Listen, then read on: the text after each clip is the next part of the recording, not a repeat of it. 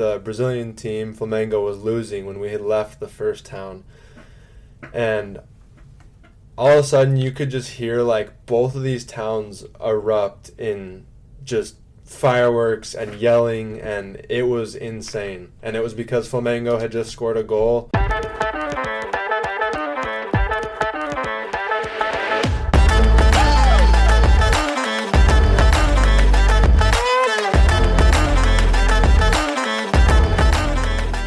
Hello, and welcome to the Kick It with Katie podcast. Hey team, it's Katie here, and today I have Brennan Neeley, and he is out of Utah. So welcome, Brennan, and why don't you go ahead and introduce yourself and kind of tell everybody how you got into soccer and where you started. Sweet. Thanks for having me on. My soccer journey's been a long one for sure. The earliest kind of memories I have with soccer were getting my first ball from my grandma. I was like 5 years old and she gave me a ball, and that kind of got me into it. It's always been kind of a family thing, which is weird. Neither of my parents played, but me and my little brother were so into it. And then some of our closest like family, our cousins, were also kind of a big part of the journey. So I started out playing AYSO when I was little, like everyone does, probably 5 or 6. And I played that for a couple years. My cousin, his name's Gabe, he played with me, and then he started playing for a traveling team, which to me at the time was like the most insane thing ever when I was 9 or 10. And he started playing there, and he'd come play AYSO with us. And then I don't know I think it was when we were around 10 or 11, but he came and said, I'm done with AYSO stuff, and I'm only going to play for Sparta, was the team. And I was like destroyed that he was going to be leaving me and I wasn't going to get to play with my cousin anymore. So I talked to my parents a little bit about it, and we kind of decided I was going to go try out for this club team, which for me at the time was like crazy because I was so bad. Like, it's actually crazy to think back to that and kind of the training I'd had up to that point. I was just not good.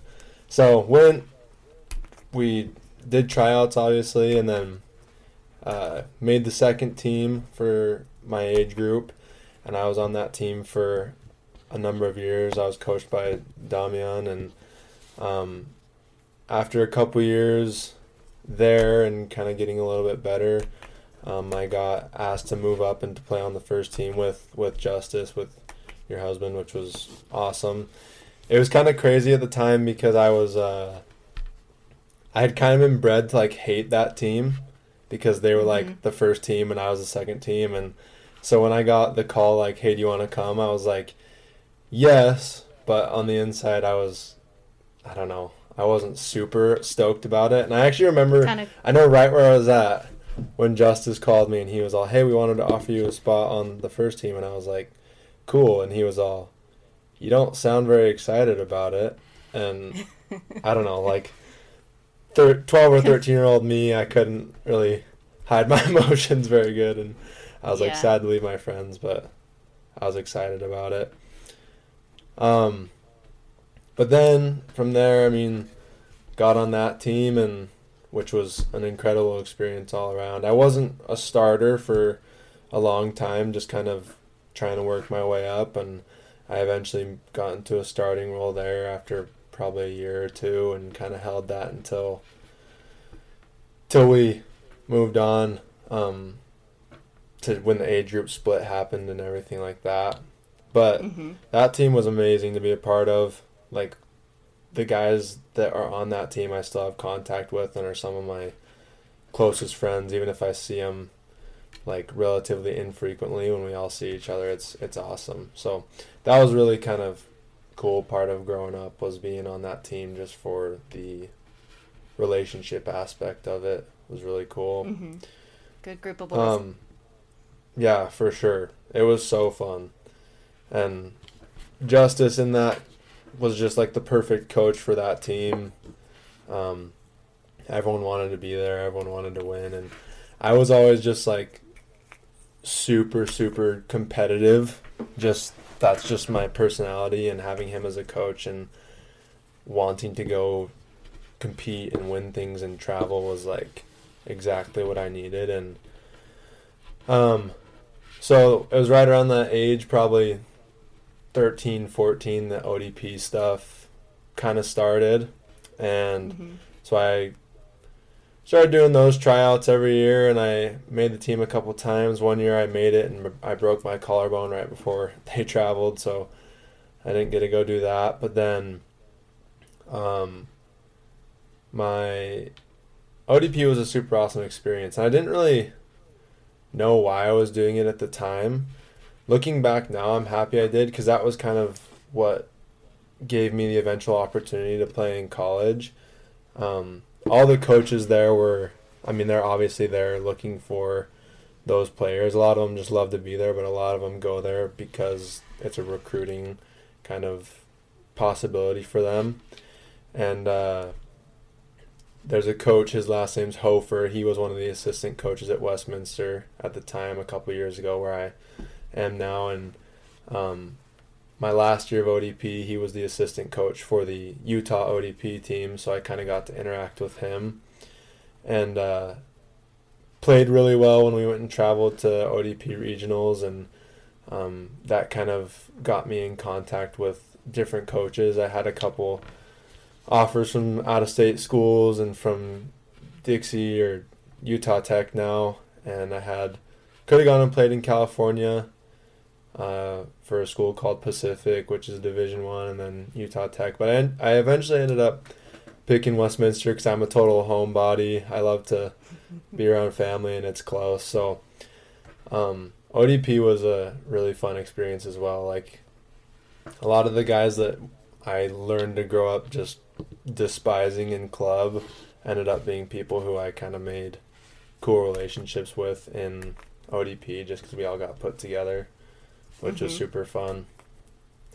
But yeah, towards the end of our kind of club stuff, our team obviously got split up with the age split, like I said, and we kind of had a couple of rebuilding years, and then went and won regionals my last year, which was incredible. It was super fun to be able to be the first boys team to do that, and fun to be there with Justice too, just because that was something that he'd been after for so long. It was super fulfilling, and I don't know. I mean, there's so many things that come into my mind. I don't know if is there specific things you kind of want me to go to, because there's so many stories that come to my head. I think when I start talking about all that stuff, I could go forever and ever. Yeah, just share whatever you feel like sharing. You know, I know we had the awesome experience in Spain. You know, getting your perspective on that, like what you think. You know, even just the tournament building up to that, how that was, because that was crazy also. Yeah, that was probably one of the more cool experiences I ever got to be a part of. The year before, I played up with Justice's OOs in that same Vegas tournament. I don't know, for the people who are listening, I think it's the it's U16 or U17 age group. Whoever wins the Las Vegas Mayors tournament gets a week of training at Real Madrid.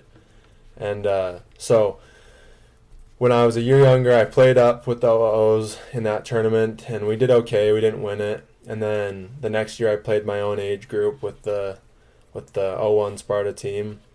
And that tournament was probably one of the peak moments for us as a team. We played so good. We smashed everybody, and I think it was just like, it was obviously a huge motivation to get to be able to go play in Spain if we were to win.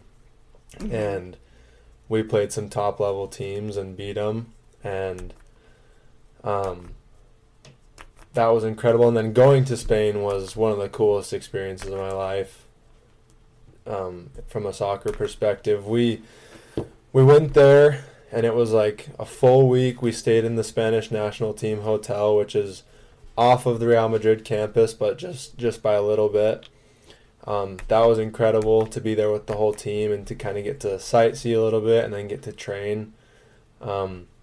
I remember going there. We got there on the first day, and they have like all of these hedges that are trimmed perfectly into Real Madrid, like to spell out Real Madrid, and that was amazing. And then we got our own locker room, which was so cool.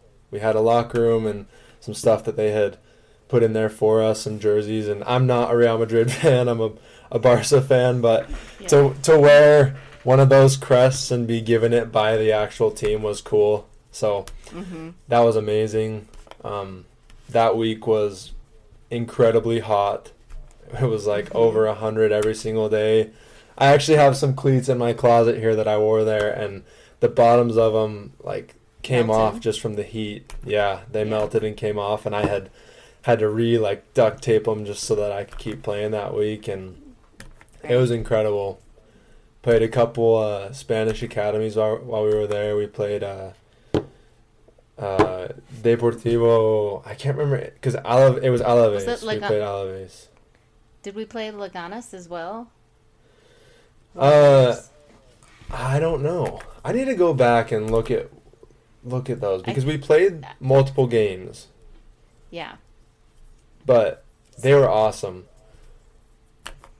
Well, like the first game that we played, when we rode on the bus to the first game, and I don't know how anybody else felt, but I was like, I don't see anything, because we were like in the middle of nowhere. Yeah. And then all of a Yep. sudden there was a little mini soccer stadium for this Yep. team in the middle of nowhere. Like it was crazy. Like, and that field was better than any field we could play on here in Utah. Yeah, Aside for from sure. maybe a turf field. And so I was just like, I mean, I guess there's the Real Stadium now, but Yeah. it was crazy that like this little hometown club had their own amazing stadium thing, and the people in the Yeah. town were amazing and awesome, but it was just, I mean, it was crazy that that all of a sudden it just popped out of nowhere. Yeah, we're in the middle of like the Spanish desert, just nothing to be found, and then a little town pops up, and they were good. That team, I think we beat that team handily. I don't remember the score, but that was super fun. It was cool to go just like be in that environment and to see like, I wish, I mean, I love having grown up in the States and in Utah, but that kind of environment and vibe of just like that town knew everybody on that team, and they were their friends and brothers and cousins, and they were all the players on that team, kind of made for a really cool vibe. And just the fact that they all love it that much that they devote part of the town to make a literal stadium for this little hometown team is super cool. Yeah. That was They had incredible. they had their little snack bar that we were all getting our Yep. drinks from, and tapas and whatever. I mean, it was Yeah. it was fun. It was a fun atmosphere. It was fun for us to experience that because, you know, in the United States, soccer is not first at all. And For so sure. being in a country where the sport is literally number one, it was Yeah. really cool. And Yeah. I mean, It was all the incredible. sightseeing that we got to do. What was your, because I don't know. I know that there's been some people that have gone to certain things. I don't know if they did it before, but some people I have seen, I don't know if anybody from your team have done it since, but like gone to these European stadiums and watched, you know, the EPL or La Liga or whatever. And so what was your take when we got to go to the stadium? Like, how chaotic Yeah. did you feel like it was when we were there at Real Madrid's stadium? Because they were playing Barcelona, which it Yep. was awesome as Barca fans, but it was also Yeah. not because we lost. Yeah, But- I know. But how was It it, was just being brutal. in that environment? It was incredible. I mean, it was everything I could have hoped for even though it was in the Santiago Bernabeu, like being a Barca fan, it was about as good as it could have got. And I mean, going to that stadium, it was cool. All the roads for like a mile around the stadium were closed, and it was walking only. There was no cars. And just the amount of people on the street, and then walking into the stadium, we had gone through there a couple of days earlier when it was empty. But going in there with it full was insane. I mean, we were up high, which kind of it didn't take away from it at all for me. No, I like because the being up high in atmosphere that throughout, environment. yeah, the atmosphere throughout the whole stadium was insane. Like it was, Yeah. didn't matter if you were in the nosebleeds or what. It was Yep. just still an awesome experience, for Yeah. sure.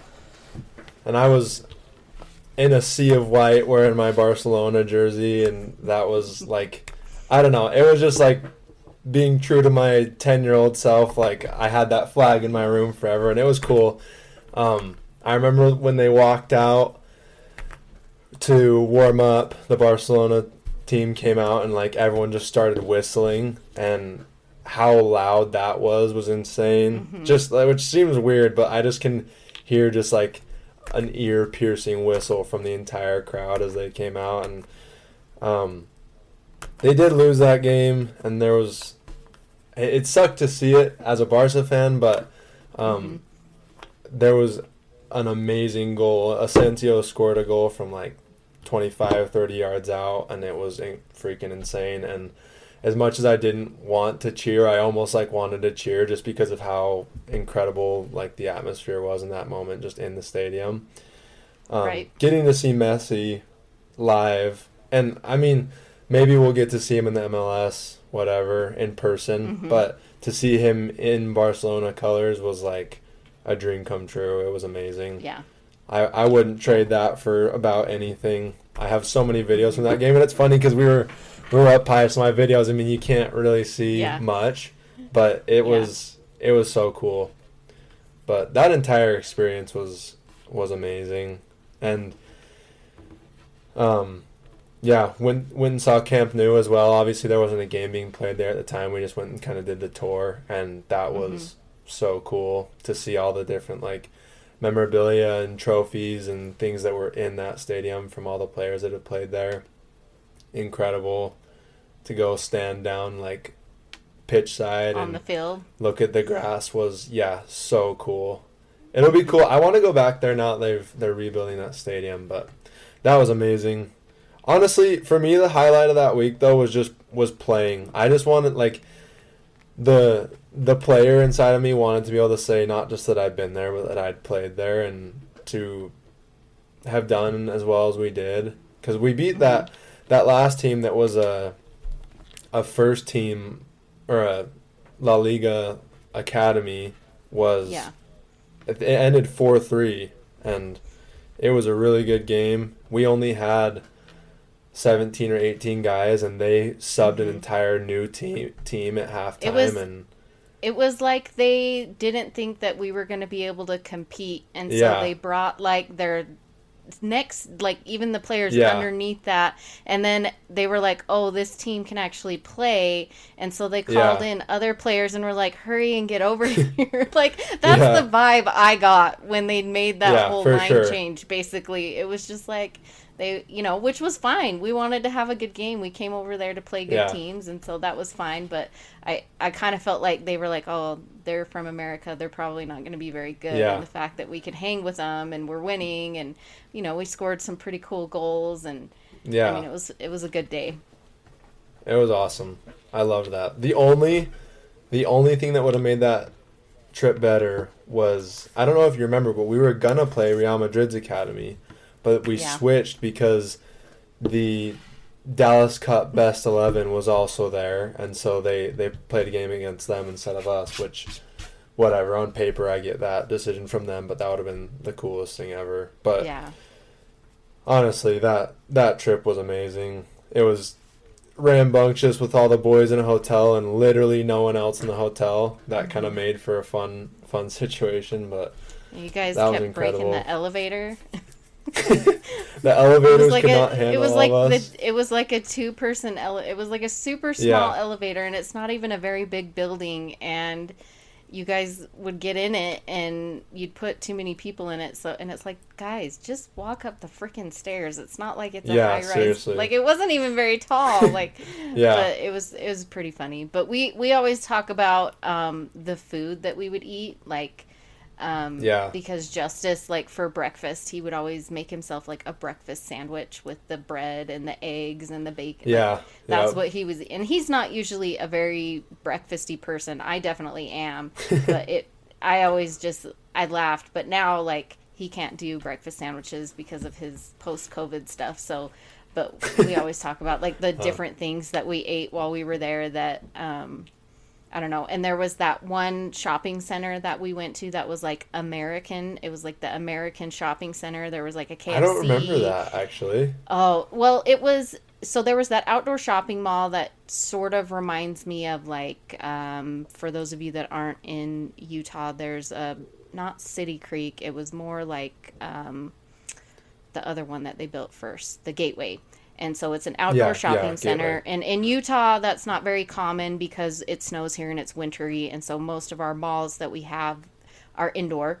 But there was a Gateway, and it's just like a long stretch of road that has different shops that instead of being indoor in a mall, they're just outside in like a strip mall kind of a thing. But it's a pretty nice setup. But there was one, and you guys would walk over to it and go shopping. There was like a Real Madrid store in there. And yes.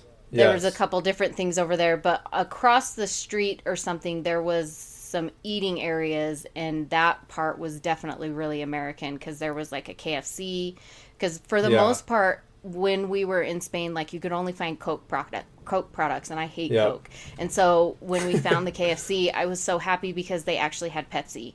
And so that's funny. And it was just really funny because there was like it was like a 50s diner, like a grease I remember being in there place. And so I went there once or twice. And anyway, it was super funny. Just that area that we would go walk in because it wasn't that far away from where we were staying.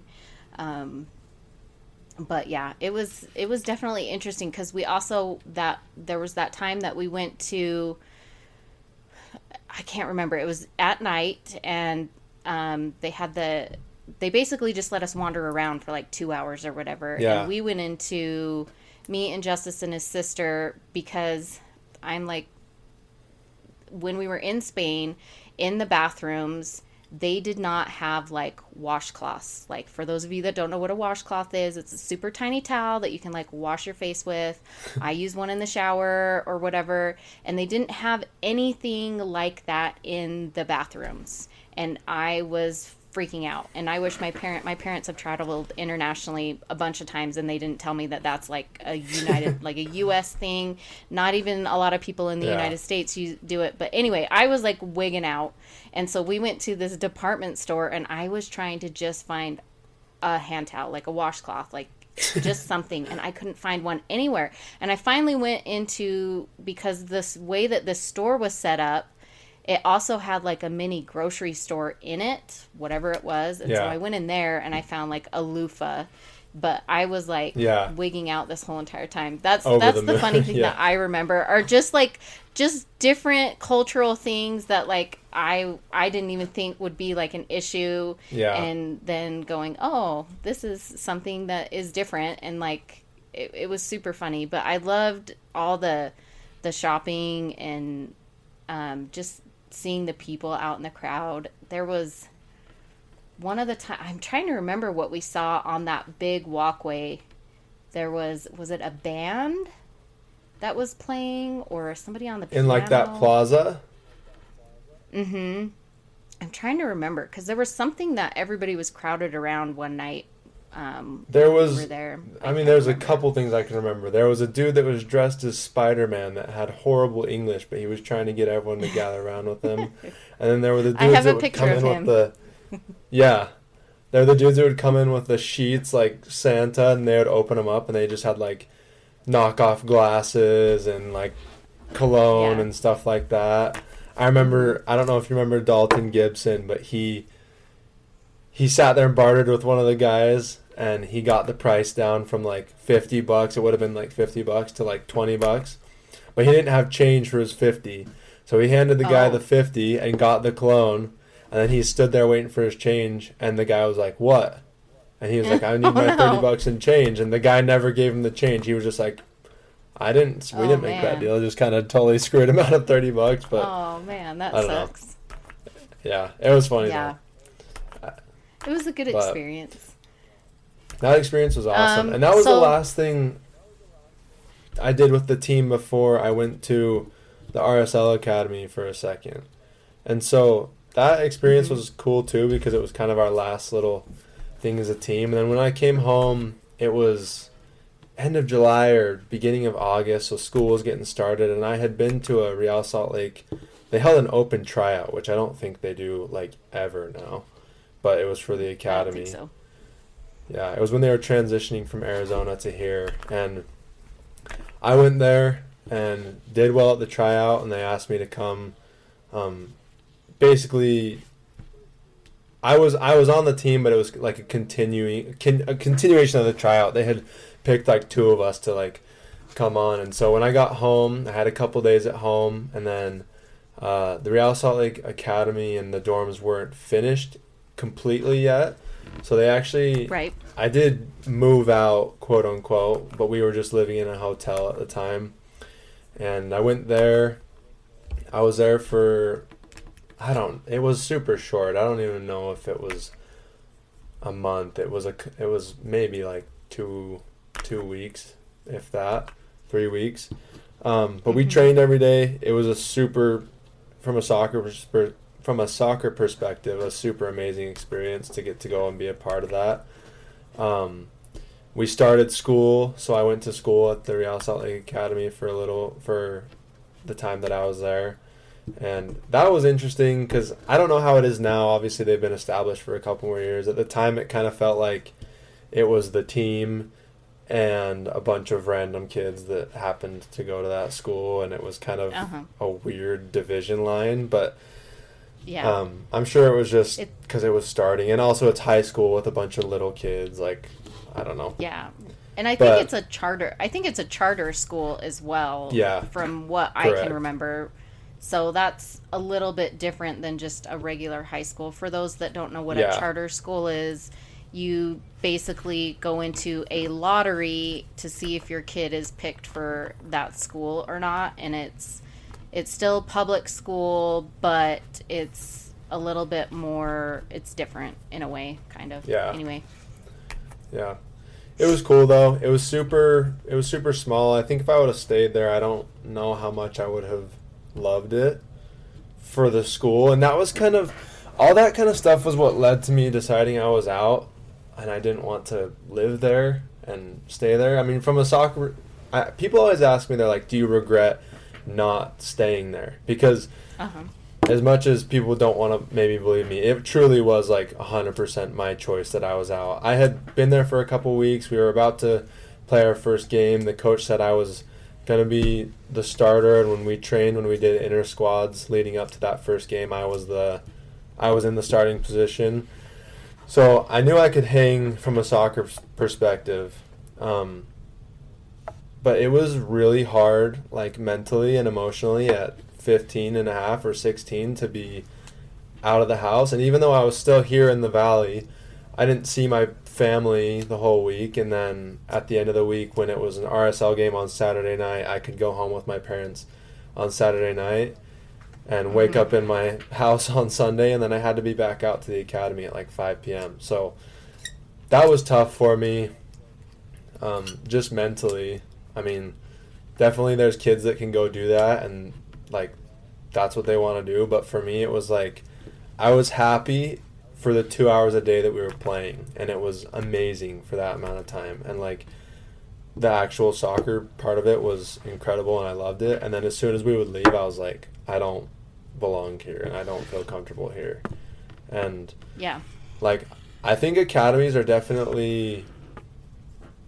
I mean, they've come far from where even from when I was there. I mean, 7 or 8 years ago, but or maybe it's not been that long. It's been more like 5 or 6. But there's more to it than just the soccer, and it's hard, I think, for people to realize that sometimes. But so I came home, and I was like, I couldn't do it mentally. It was too hard for me. And maybe if I would have stuck it out, maybe I would have been in a better position soccer-wise.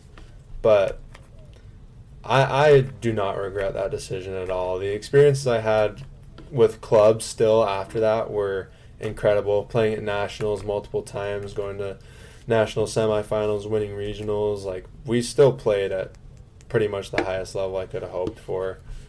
And I loved that. But the academy was an interesting situation because there were multiple boys from that Sparta team. Easton Harriman and Casey, Kevin Lopez. There were multiple guys that right at that period of time went there. And some came and went. Obviously, I came and went. Some of them stayed. Some went a little bit later and finished, and they were like, I'm done. And yeah, so it's just interesting. That's when Zach Farnsworth, who is still with the first team, he's injured. Correct. But he also went. So there were, I think, about 6 of you guys that went. Yeah. And a couple of them, like you said, a couple of them stayed the entire time. A couple of them came back. A couple of them did other things. So it was definitely, for it being as new as it was to the area, was interesting. But it was so when you, because like you started a little bit later into soccer, what was did you ever have like an ultimate goal that you wanted to reach as a player? Or was it just you want to be able to just keep playing as much as possible, and whatever that looks like, that's fine with me? Even now, like, I have a year. I'm a junior right now at Westminster, so I have a year left. Even now, I'm like, maybe I would try and go play pro. I have buddies who played at Westminster that are now playing in like on USL Championship sides, or they're trying to keep playing. When I started, I think initially my ultimate goal was I wanted to play pro. Well, if you would have asked me when I was 12, I would have said I want to play pro. And I thought I was going to go play for Barcelona.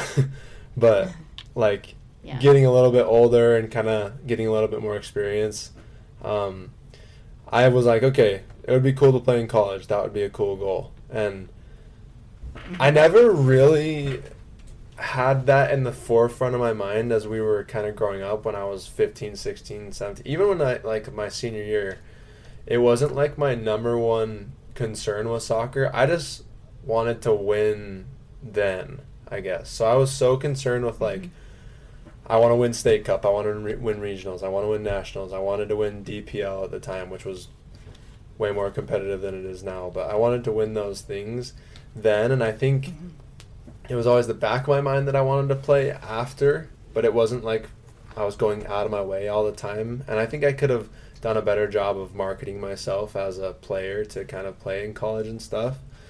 But in playing at that higher level, eventually I was like, okay, this is fun and I love competing. And then once that was kind of understood, and I was 16 or 17 by then, I was like, okay, I want to play after.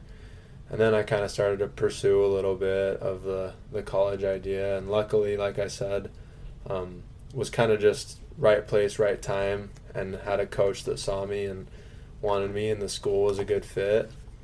But I don't think starting out that was necessarily like the first thing. I mean, if you would have asked me when I was 8 and just getting onto Sparta, or when I was 9 or 10, whatever, I did not care. And I think that's okay. I feel like there's a huge push right now sometimes to like have kids specialize in a sport, or to have them go so hard when they're so young to try and get to some goal. And I think it's okay for it to develop over time and have them be like, yeah, this is something that I do want to be a part of and want to continue after, or this is something that's fun for now, and once it's done, it's done. I'm not like that tied up on it. And I don't know. That's kind of how it was for me. Once I got a little bit older and I was like, I just like competition, whether it's soccer or whatever, and this is a way for me to kind of fill that personal kind of need that I enjoy. And so, yeah, it kind of developed for me over time.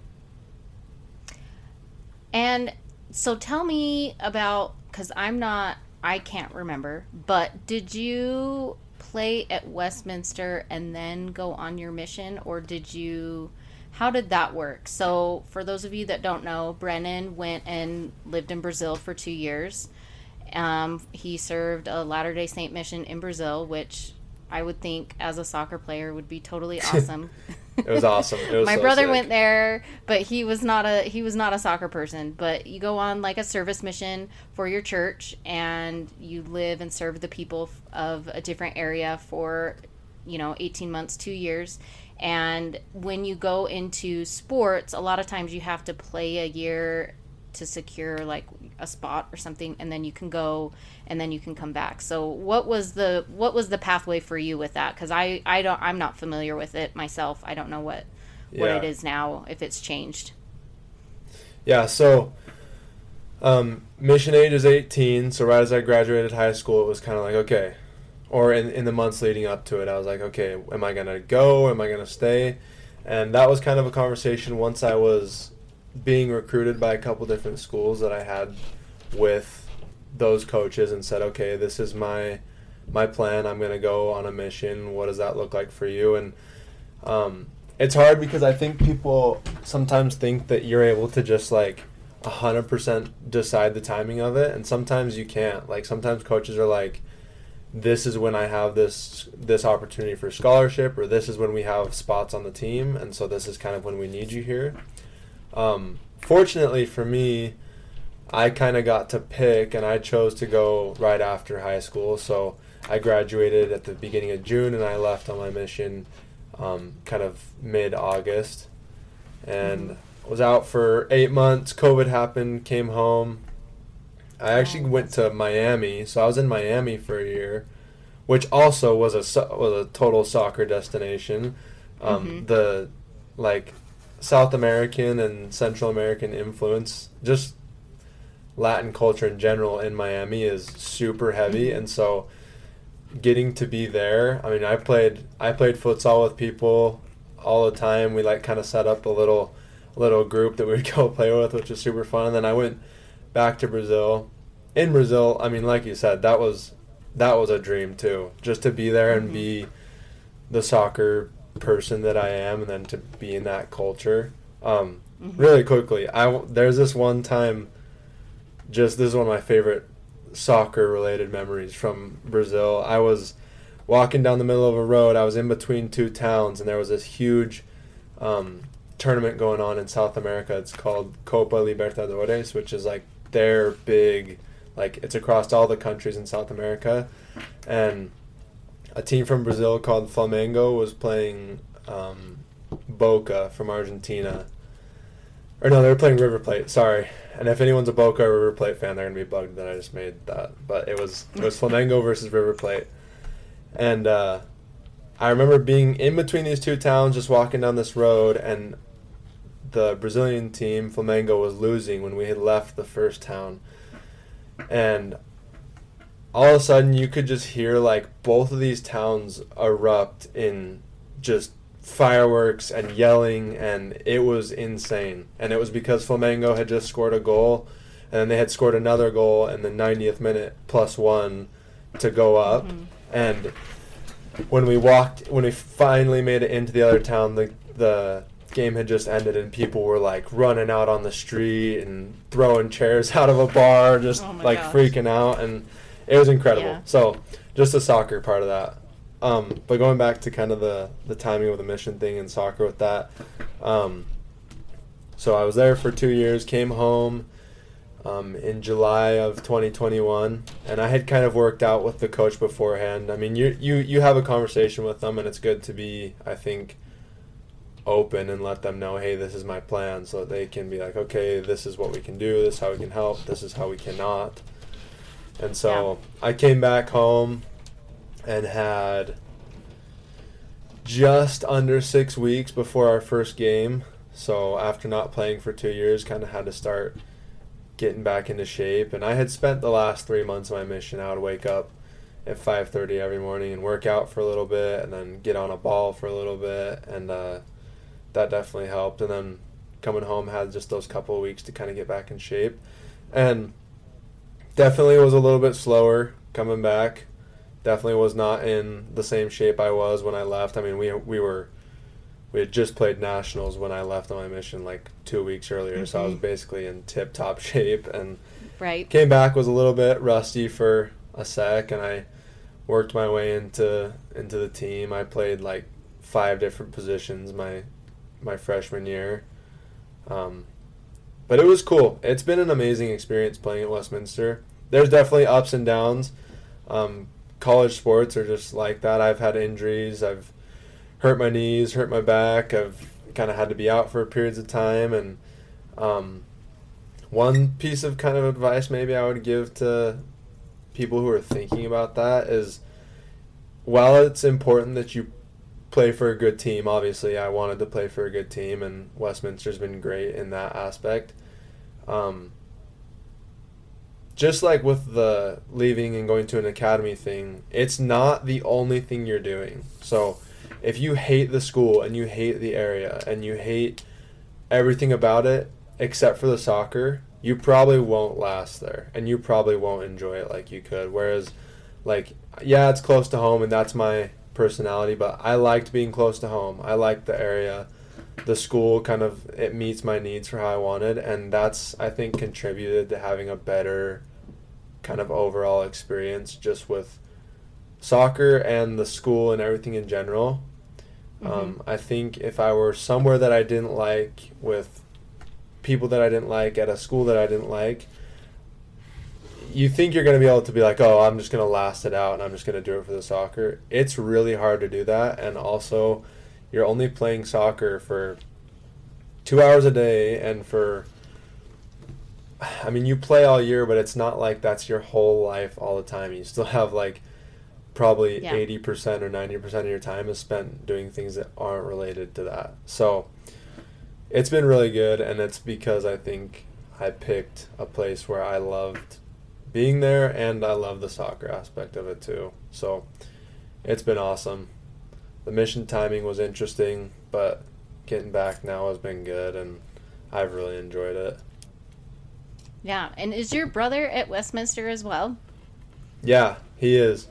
So he came back from his mission. He served in Mexico. He got back in July, so he's been home for about 6 months. He came home, and he's had kind of a tough little run. He was starting to get some minutes, and he tore his ACL in one of the games, and so he's out until next fall.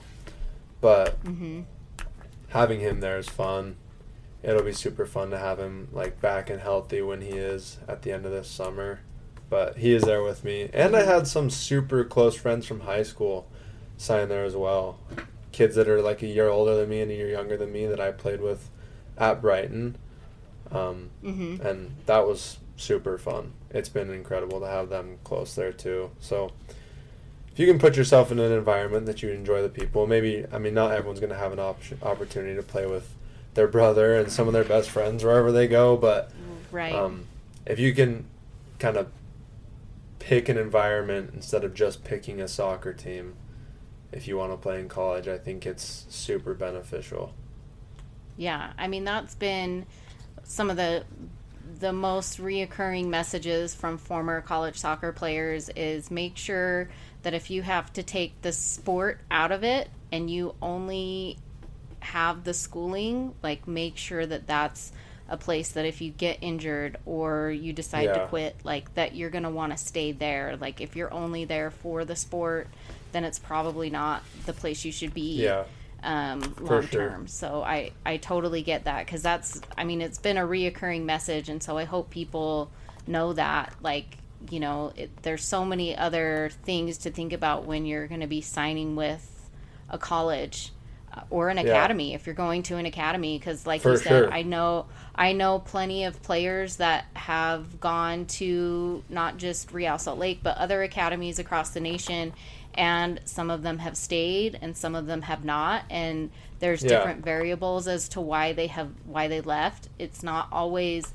a lot of times it isn't even the sport. A lot of times it's other factors outside of the actual soccer sessions and things, it's, you know, that they don't like and they don't enjoy, and obviously that will translate over into the soccer eventually if it gets to be that bad. So For sure. so you definitely want to make sure the environment that you're in is good for you as a human being and keeping you mentally straight and fit, so that way when you go on the pitch and Yeah. play, that you're in that right mental headspace. Otherwise you won't perform. So 100%. do you have any other advice 100%. for any kids out there? Any advice for youth players or coaches, or just any general advice that you want to give? Or, I mean, you already gave your big piece of advice about the picking a school, but if there's anything else you want to throw out there, go for it. If not, that's all right as well.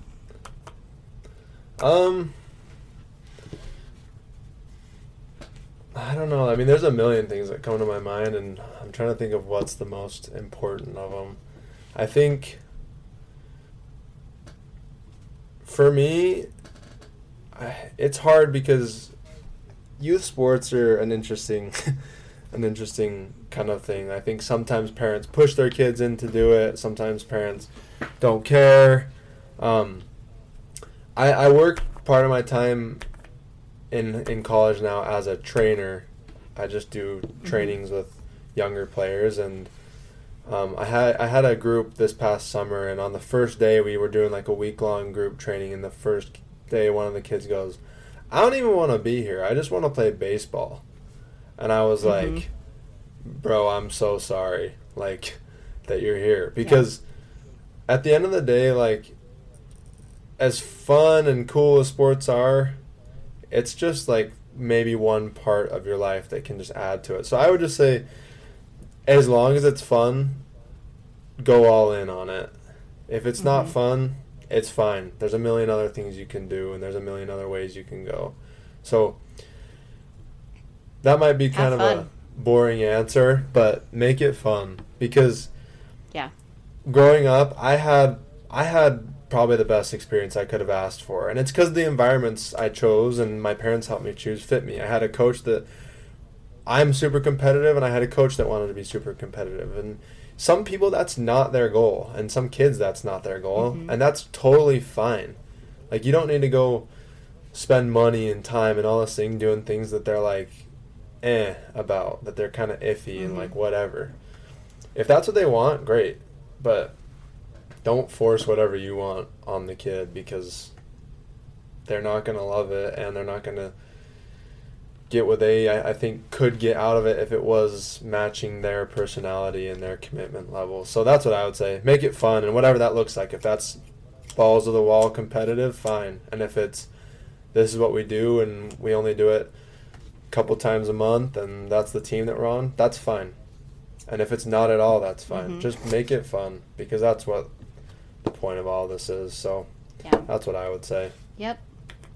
Yeah, I totally agree. Making sure that the kids are having fun. Because if you don't enjoy it, like, you're not going to want to do it long term. It'll seem like a job to you versus just an extracurricular activity that's providing so many other things other than just the soccer. But that could go for sure. any sport, any activity.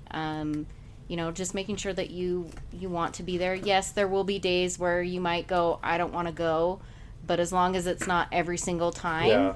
If it's every single time, obviously there's a problem. But if it's, maybe every once in a while, you're just like, I don't want to go. Like, that's different than I hate doing this. I hate being there. I dislike it, whatever.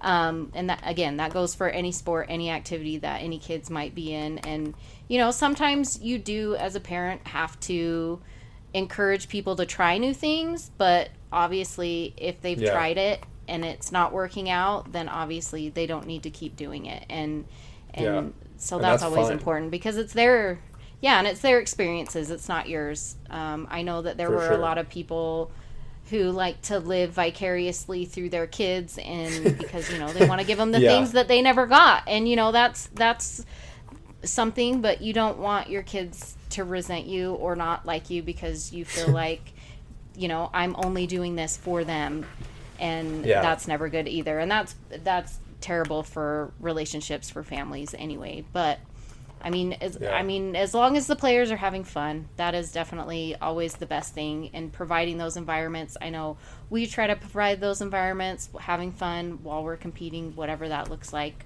But anyway, yeah, but I've had a great time talking with you, Brennan, and getting to catch up because we haven't talked since sure. I don't even know when. But it's great to see your forever. face, and but seeing how you guys have been doing, keeping up with you guys on social media is great. But yeah, catch Brennan. I mean, you guys are kind of in the off season right now. Yeah. We get back in the fall. We'll have a couple kind of random games in the spring here, but we'll get back to the championship season in the fall, starting in August.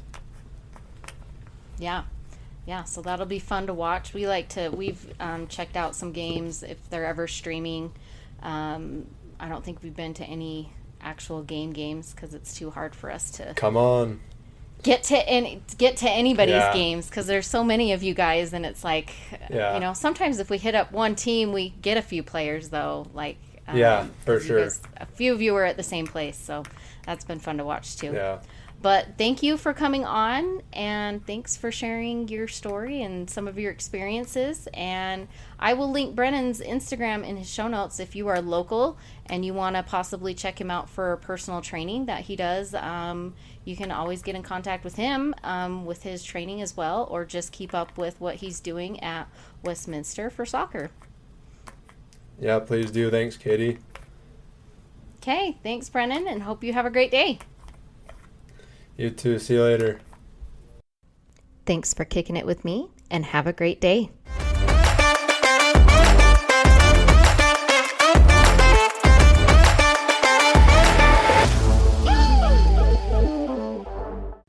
Don't forget to follow me on Instagram at kickitwithkatiePodcast _ between all the words. You can reach out to me with questions at kickitwithkatiepod@gmail.com. I also have a feature with SpeakPipe where you can leave me your own voicemail message if you want to be featured on the podcast. Rate, review, and subscribe wherever you listen to podcasts.